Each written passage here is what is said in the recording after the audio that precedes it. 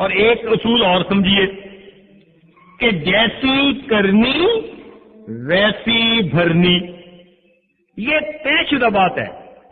جیسی کرنی ویسی بھرنی.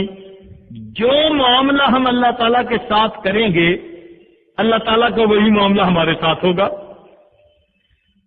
چنانچہ حدیث پاک میں فرمایا گیا انا عند ظن عبدی بی، میں بندے کے ساتھ اس کے گمان کے مطابق معاملہ کرتا ہوں.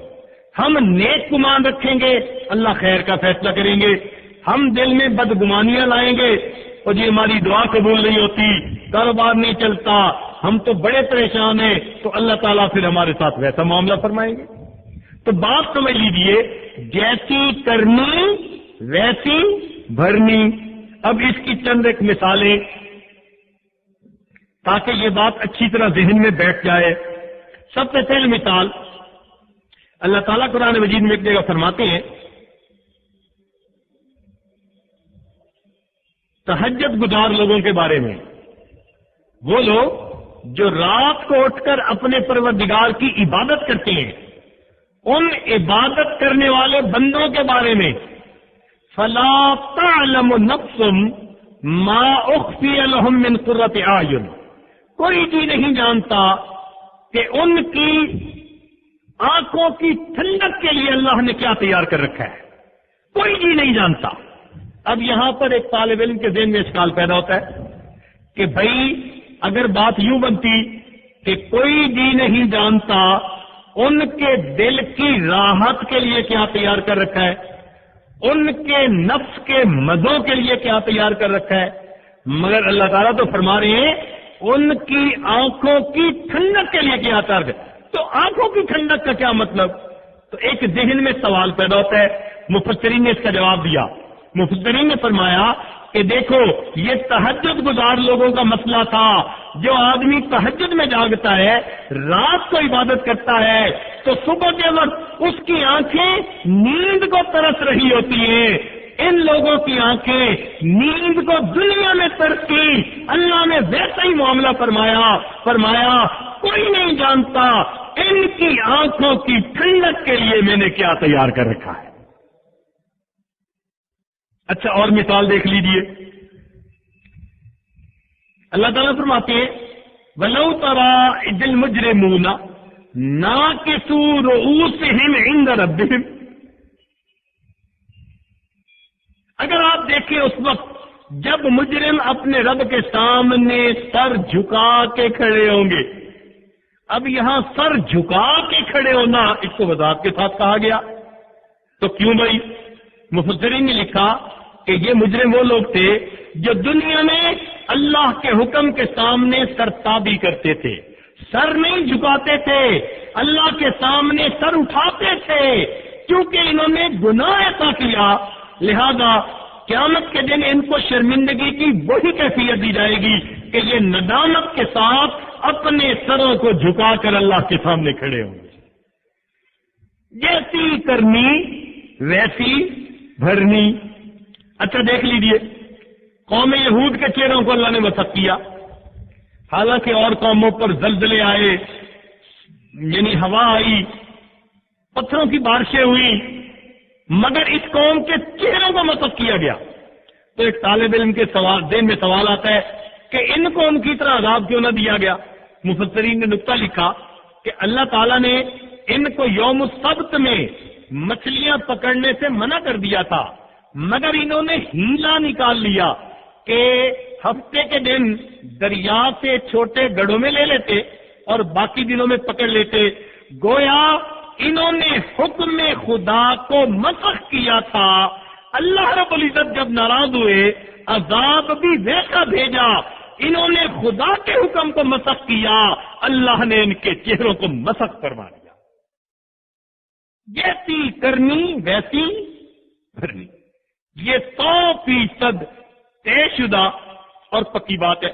اچھا ایک اور علمی نکتہ، حضرت یوسف علیہ السلام پر بھی بہتان لگا، مگر بہتان کے جواب میں ایک بچے نے گواہی دے دی، وَشَهِدَ شَاهِدٌ مِّنْ أَهْلِهَا، گواہی دے دی، گھر میں سے ایک بچے نے اور ان کی برات ہو گئی، لیکن بی بی مریم پر بھی بہتان لگا، اور بی بی مریم کی صفائی میں حضرت عیسیٰ علیہ السلام نے کوئی ایک فکرہ نہیں بولا۔ وہاں تو یہ کہا تھا نا، اگر قمیص آگے سے پھٹا تو اس کا قصور، پیچھے سے پھٹا تو اس کا قصور، بات ختم۔ لیکن جب بی بی مریم کا معاملہ آیا تو وہاں پر ایک فکرے کی گواہی نہیں، وہاں پر گواہی میں کئی آیتیں ہیں۔ یوں سمجھ لیں کہ آدھا رکوع بنتا ہے، یوں سمجھ لیجیے۔ تو یہ کیا معاملہ بھائی؟ آخر دونوں میں فرق کیوں؟ تو مفسرین نے یہاں نقطہ لکھا، وہ فرماتے ہیں وہاں ایک فرد نے الزام لگایا تھا کہ من اراد باہلک سوء، زلیخا نے الزام لگایا تھا۔ ایک فرد کے الزام میں اللہ نے ایک فکرے میں بات کو سمیٹ دیا، جبکہ بی بی مریم پر فرد نے الزام نہیں لگایا تھا، بلکہ فَأَتَتْ بِهِ قَوْمَهَا تَحْمِلُ، وہ بچے کو لے کے جب اپنی قوم کے پاس آئی، قالوا، قوم نے یہ کہا، یا مریم لقد جئت شیئا فریا، یہ کیا طوفان چیز لے آئی؟ یا اخت ہارون، اے ہارون کی بہن، ماں کان ابوکی امرأ سوء، تیری ماں بری نہیں تھی، ماں کیا نہ ابو کی امرأ سوء، نہ تیرا باپ برا تھا، وما کانت امک بغیہ، نہ تمہاری ماں باغیہ تھی، تم نے یہ کیا کام کر دیا؟ اب دیکھیے پوری قوم الزام لگا رہی ہے، اب اس الزام کے جواب میں ایک فکرے سے بات نہیں بنتی تھی۔ اللہ نے بھی فرمایا میرے پیارے عیسیٰ علیہ السلام، پوری قوم الزام لگا رہی ہے، ذرا قوم کے سامنے وعظ کر دو، تقریر کر دو، تاکہ ان کے سامنے بات کھل جائے۔ چنانچہ وہ بولے اور بول کر کہتے ہیں کہ انی عبد اللہ آتانی الکتاب وجعلنی نبیا وجعلنی مبارکا اینما کنت واوصانی بالصلاۃ والزکاۃ ما دمت حیا وبرا بوالدتی ولم یجعلنی جبارا شقیا۔ اب سوچئے کہ یہاں جو گواہی ہے وہ کتنے کلام میں پھیلی ہوئی ہے، والسلام علی یوم ولدت ویوم اموت ویوم ابعث حیا ذالک عیسی ابن مریم۔ کیوں؟ ایک بندے نے جو ہے الزام لگایا، اللہ نے ایک فکرے میں گواہی دلوا دی، یہاں مجمع الزام لگا رہا ہے، اور مجمع کے سامنے پھر فکرے سے بات نہیں بنتی، وعظ اور تقریر سے بات بنتی ہے۔ لہذا سیدنا عیسیٰ علیہ السلام نے قوم کے سامنے چھوٹا سا وعظ فرما دیا اور اپنی والدہ کی براءت کو ظاہر فرما دیا۔ تو جیسی کرنی ویسی بھرنی۔ اچھا ایک اور مثال دیکھیے کہ حضرت آدم علیہ السلام نے چند دانے گندم کے استعمال کیے اور ان کو جنت سے نکال دیا گیا۔ اب ایک طالب علم کے ذہن میں ایک سوال پیدا ہوتا ہے کہ چند دانوں کے بدلے جنت سے زمین پر اتار دیا گیا، اتنی چھوٹی سی بات پر۔ تو اللہ رب العزت نے یہ بھی قانون بنا دیا کہ امت محمدیہ میں ایسے بھی بندے آئیں گے کہ ایک مد جاؤ، یعنی اگر چند دانے وہ جاؤ کے اللہ کے راستے میں استعمال کر دیں گے، اللہ تعالیٰ ان کے لیے جنت کو واجب فرما دیں گے۔ چند دانے گندم کے بدلے اگر نکلے تھے تو اللہ نے پھر قیمت بھی تو اتنی آسان کر دی کہ اس امت کے کچھ لوگ ایسے ہوں گے مٹھی اٹھا کر کسی فقیر کی جھولی میں ڈال دیں گے، اللہ ان چند دانے گندم دینے پر انہیں دوبارہ جنت میں داخلہ عطا فرما دیں گے۔ تو جیسی کرنی ویسی بھرنی۔ اچھا ایک مثال اور سنیے، بنی اسرائیل کی توبہ کے لیے قانون یہ بنا کہ یہ لوگ اپنے گھروں سے باہر نکلے، آسمان پہ بادل آ جائے گا اور یہ اپنے جسم پہ چھریاں مارے، فَاقْتُلُوا أَنفُسَكُمْ، تم اپنے آپ کو مارو، قتل کرو۔ تو ان کے خون بہنے پر اللہ تعالیٰ نے توبہ کی قبولیت کا جو ہے وہ اندیا دے دیا کہ ہم توبہ قبول فرما لیں گے۔ مگر امت محمدیہ کے لیے تو معاملہ اور ہے. کوئی بندہ اگر تنہائی میں بیٹھ کر اپنے دل میں گناہ پہ نادم ہو جائے تو فرمایا الندم توبۃ، ندامت توبہ ہوتی ہے اور توبہ پر اللہ گناہ معاف فرما دیتے ہیں. تو یہ عجیب معاملہ، وہاں خون نکل رہا ہے اور یہاں بس دل میں ارادہ کرنے سے ہی چلو توبہ قبول ہو گئی. تو یہ فرق کیوں ہے؟ طالب علم کے ذہن میں ایک سوال پیدا ہوتا ہے. علماء نے اس کا جواب یہی دیا، فرمایا جب موسیٰ علیہ السلام نے قوم کے سامنے اللہ کے پیغام پیش کیا تھا تو قوم نے آگے سے جواب دیا تھا لن نؤمن لک حتی نری اللہ جہرۃ، اے موسیٰ علیہ السلام ہم آپ کی بات کو نہیں مانیں گے جب تک واضح طور پر اللہ کی کوئی نشانی نہیں دیکھیں گے، اللہ کو دیکھ نہیں لیں گے. چونکہ انہوں نے عیانی دلیل مانگی تھی، بین دلیل مانگی تھی، جب ان کی توبہ کرنے کا وقت آیا اللہ نے بھی قانون بنا دیا، میرے بندو توبہ کرنا چاہتے ہو اب تم بین دلیل دو، جسم سے خون نکال کر دکھاؤ تم اپنی بات میں سچے ہو یا نہیں. لیکن جب امت محمدیہ کے سامنے اللہ کے محبوب نے پیغام دیا اللہ کا، انہوں نے بغیر دلیل کے مانگ لیا، کوئی دلیل نہ مانگی. نتیجہ کیا نکلا؟ اللہ نے قانون بنا دیا کہ میرے یہ بندے بغیر دلیل میرے اوپر ایمان لا رہے ہیں، جب گناہوں سے توبہ کریں گے دل میں ارادہ کریں گے میں کوئی بین دلیل نہیں مانگوں گا، دل کے ارادے پر ان کے گناہوں کو معاف کر دوں گا. جیسی کرنی ویسی. اب ایک آخری مثال آپ سن لیجئے. ابرہہ چلا بیت اللہ شریف کو گرانے کے لیے اور اپنے سامنے ہاتھیوں کا لشکر لے کے آیا. بڑا مان تھا اس کو، بڑا ناز تھا اس کو.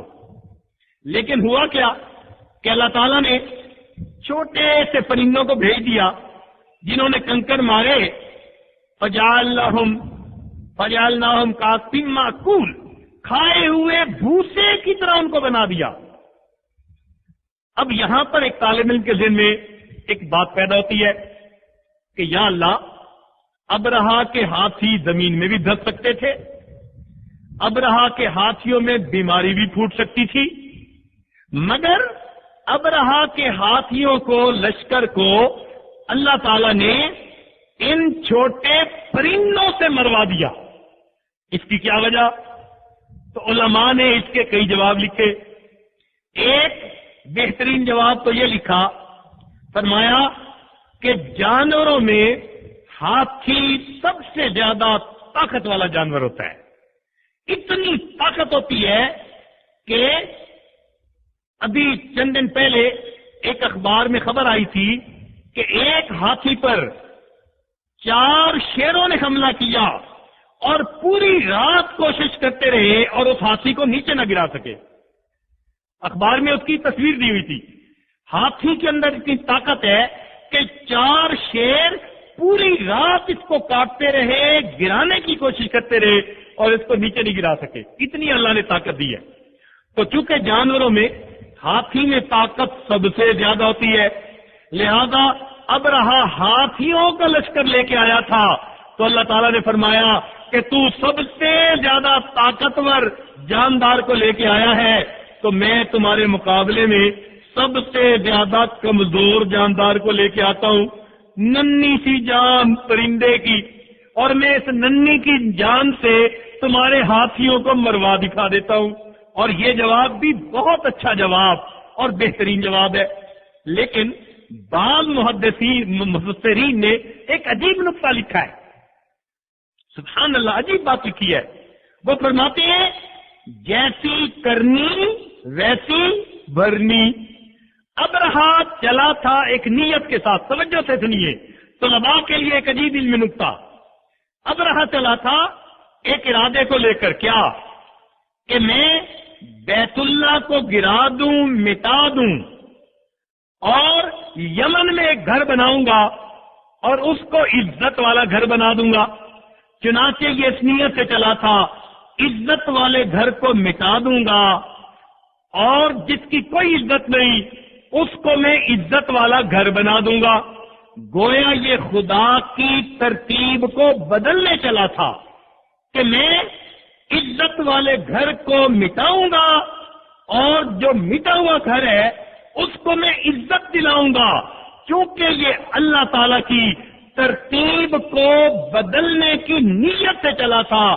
اللہ نے معاملہ بھی ایسا ہی فرما دیا، فرمایا کہ میرے بندو، عام دستور کے مطابق انسان صیاد ہوتا ہے اور پرندے اس کا صید ہوتے ہیں، انسان تیر پھینکتا ہے، پرندے شکاروں کے گرتے ہیں۔ یہ ترتیب بدلنے چلا تھا، میں بھی آج ترتیب بدل کے دکھاتا ہوں۔ آج میرے پرندے وہ شکاری بنیں گے، انسان ان کا شکار ہوں گے، وہ کنکری پھینکیں گے، میں ان انسانوں کو کھائے ہوئے بھوتے کی طرف بنا کے رکھ دوں۔